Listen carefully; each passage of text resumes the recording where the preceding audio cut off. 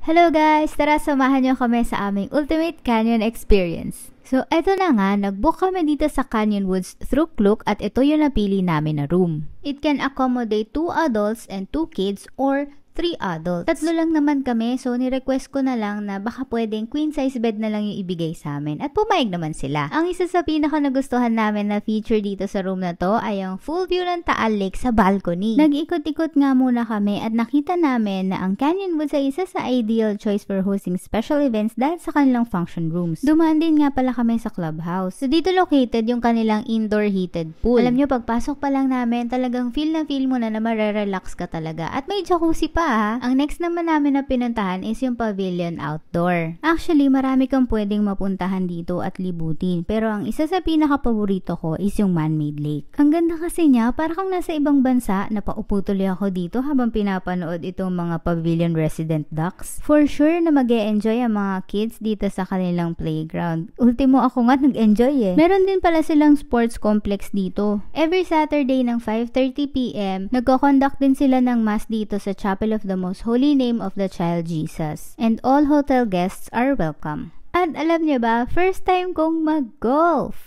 Umaura-aura lang ako kasi hindi naman ako marunong. Pero, don't worry, Kuya is here to the rescue para turuan tayo ng basics. Nakakatawa nga kasi nakailang attempt ako bago ko matamaan yung bola. Pagbalik nga namin ng clubhouse ay nag-relax muna ako dito sa lobby. Maya-maya naman, sa fun zone naman kami nagpunta. Bukod kasi sa outdoor playground, meron din silang indoor playground na talaga may enjoy din ng mga toddlers natin. And aside from that, pwede rin kayo maglaro dito ng giant chess, Xbox at billiards. At bago ko nga pala makalimutan, inclusive nga din pala sa booking na to ang free plated grilled dinner for 2. And alam nyo ba na you can also get to enjoy 3 Canyon Cove day passes per Canyon Woods booking? O diba, talagang bongga sa pagka-ultimate ang Canyon experience natin? At hindi pa natatapos ang lahat ng dyan. Alam nyo ba na pag lumabas kayo sa balcony nyo sa umaga, ang sunrise at ang Taal Volcano ang sasalubong sa inyo.